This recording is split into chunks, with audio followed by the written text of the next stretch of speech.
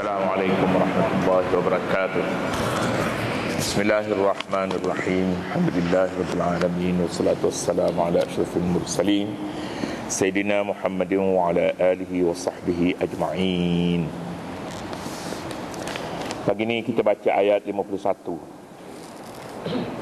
A'udzu billahi minasyaitonir rajim. Bismillahirrahmanirrahim. Ya ayyuhalladzina amanu la tattakhidul yahuda wan nasara awliya ba'duhum awliya'u ba'd wa man yatawallahum minkum fa innahu minhum innallaha la yahdil qaumadh zalimin. Sadaqallahul azim. Ya ayyuhalladzina amanu, wahai orang-orang yang beriman, la tattakhidul yahuda wan nasara awliya, janganlah kamu mengambil orang-orang Yahudi dan Nasara itu sebagai teman rapat. Ba'duhum awliya'u ba'd, kerana setengah mereka menjadi teman rapat kepada setengah yang lain. Wa man yatawallahum minkum, sesiapa di antara kamu yang menjadikan mereka teman rapatnya, fa innahu minhum, maka sesungguhnya dia adalah dari golongan mereka itu.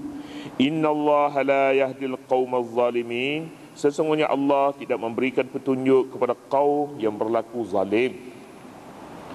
Ini ya ayyuhalladzina amanu yang ke-8 di dalam surah Al-Maidah, yang semuanya 16 kali ya ayyuhalladzina amanu di dalam surah ini.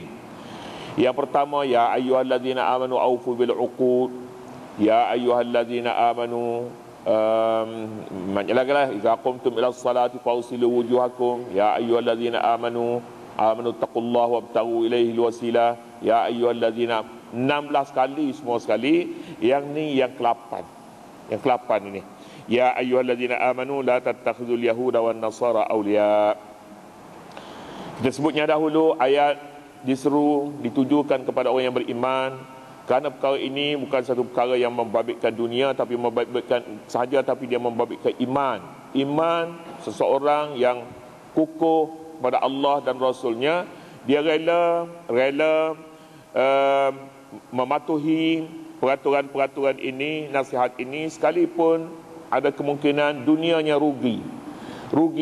Pertimbangannya adalah pertimbangan iman. Oleh kerana itu diseru di sini dengan firman-Nya, ya ayyuhalladzina amanu, wahai orang yang beriman. Bicara di dalam ayat ini masih lagi di dalam perkara hubungan dengan orang bukan Islam, yang terdiri daripada orang Yahudi, orang Nasara dan lain-lain lagi, musyrikin termasuklah mereka itu juga. Ayat ini menyatakan jangan kamu menjadikan teman rapat dengan orang Yahudi dan Nasara, sebab mereka itu berteman rapat sesama mereka. Ayat ini diturun di Madinah ketika Nabi mula-mula sampai di Madinah. Orang kafir itu boleh dikatakan, boleh dibahagikan kepada tiga bahagian. Yang pertama sekali, golongan yang Nabi telah membuat suatu perjanjian damai dengan mereka. Damai artinya sama-sama jaga kepentingan masing-masing, keselamatan masing-masing. Nabi jaga kepentingan, Nabi dan umat Islam jaga kepentingan orang Yahudi. Jika mereka diserang, Nabi akan mempertahankan mereka, umat Islam mempertahankan mereka. Demikian juga sebaliknya, jika orang Islam diserang, mereka seharusnya turun mempertahankan Islam ini. Terima perjanjian. Sebab semuanya mahu hidup dalam aman damai. Tak ada siapa yang rugi bila memilih keamanan, kedamaian. Tak ada siapa. Semuanya dapat hidup dengan baik. Tetapi jangan ceroboh antara satu dengan lain. Hidup mestilah bersama-sama. Yang kedua, iaitulah golongan yang pertama tadi terdiri daripada Banu Qainuqa dan Banu An-Nadir. Kemudian satu lagi Banu Quraizah. Banu Quraizah juga termasuk, tetapi mereka langgar perjanjian selepas daripada peperangan Khandaq. Perjanjian mereka langgar. Satu lagi, yang kedua golongan yang tidak bersetia tak mahu masuk dalam perjanjian damai. Mereka mahu hidup dalam keadaan perang. Satu golongan daripada Yahudi. Dan itu yang kedua. Yang ketiga, orang munafik. Orang munafik yang dia tengok mana pihak yang boleh membawa untung kepadanya, dia ada di sana. Dia tengok mana ada tempat makanan banyak, dia duduk di sana. Tempat tak ada makanan, tak ada dia.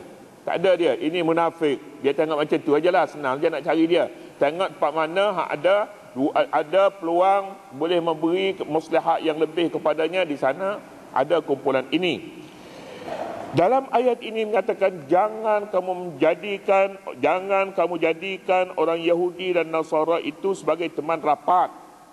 Kita sebut dah dahulu, peraturan umum di dalam Islam bukan bermakna melarang kita berhubung dengan orang bukan Islam. Tidak begitu sama sekali. Sebab Nabi SAW yang dijadikan sebagai contoh oleh umatnya, Nabi berhubung dengan orang bukan Islam. Berhubung dan menghormati mereka. Sama ada Yahudi atau musyrikin, menghormati. Oleh kerana itu Nabi berjual beli dengan mereka. Nabi pernah lawat anak-anak mereka sakit. Nabi pernah jadikan mereka ini sebagai pemandu.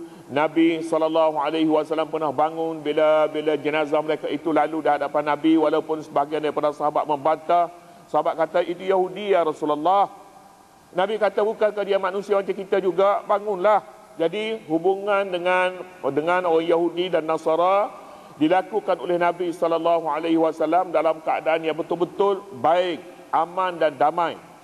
Tetapi aulia, satu perkara yang lain yang dilarang oleh Nabi SAW, iaitulah kafir, Yahudi ataupun Nasara yang suka mengganggu orang Islam, mengganggu ketenteraman orang Islam dan umatnya.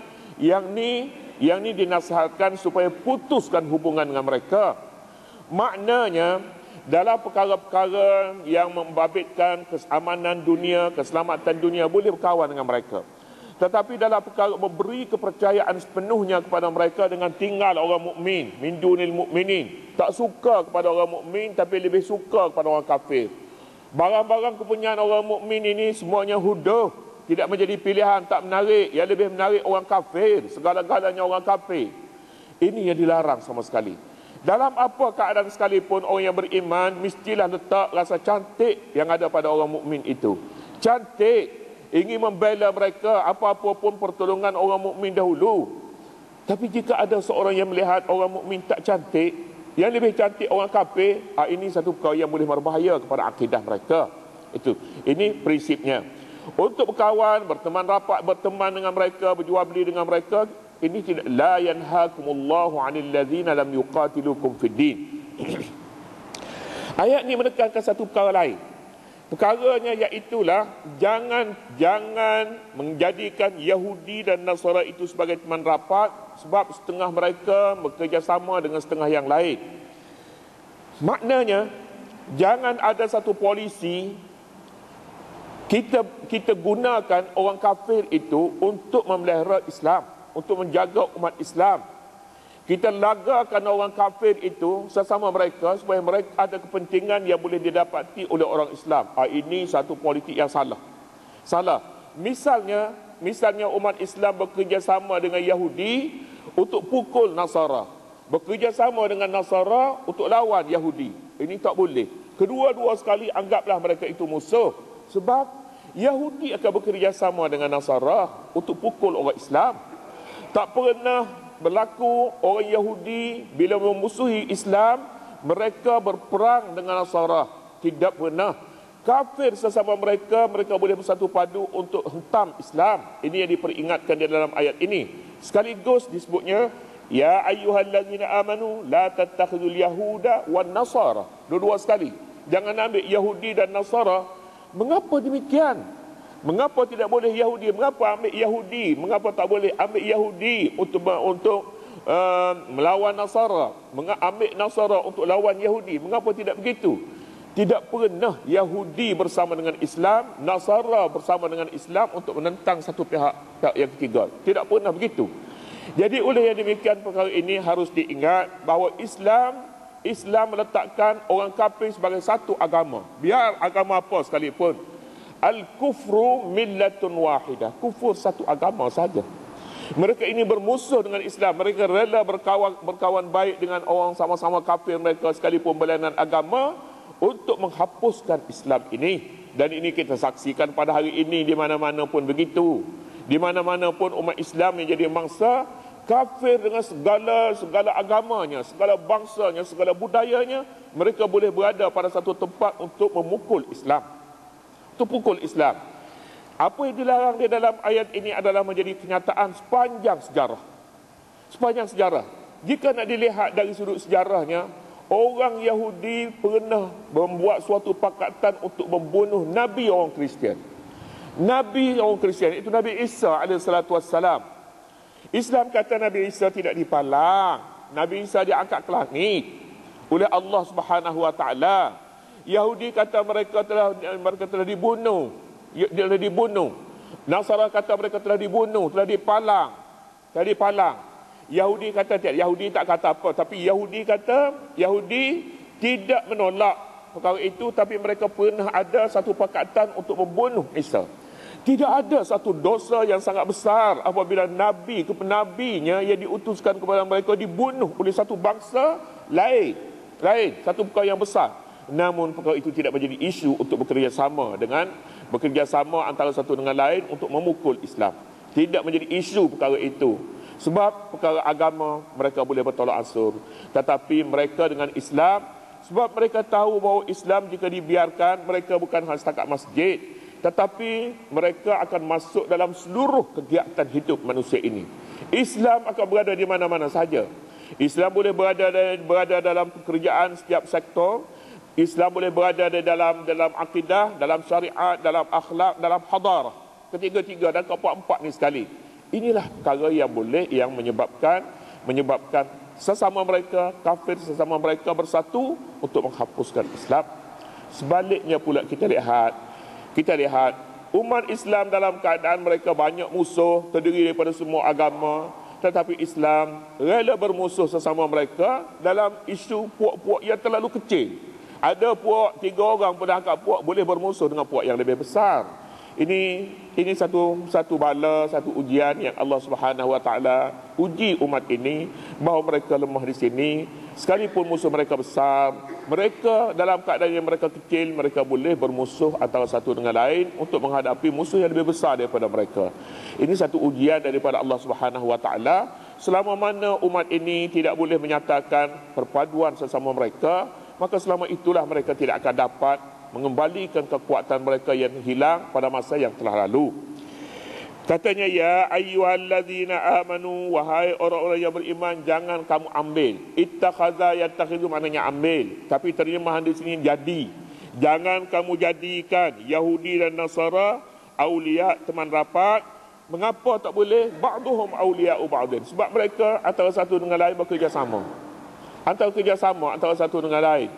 Yahudi dan Nasara dan segala macam kafir lagi, semua kafir boleh bekerjasama antara satu dengan lain untuk melawan Islam. Jelas saja perkara ini. Apabila orang ini, umat Islam, mengapa dilarang? Pertama sekali kerana mereka ini tidak boleh dipercayai. Yang kedua, apabila orang Islam masuk kepada mereka, memihak kepada mereka, hubungannya dengan Islam mesti lemah.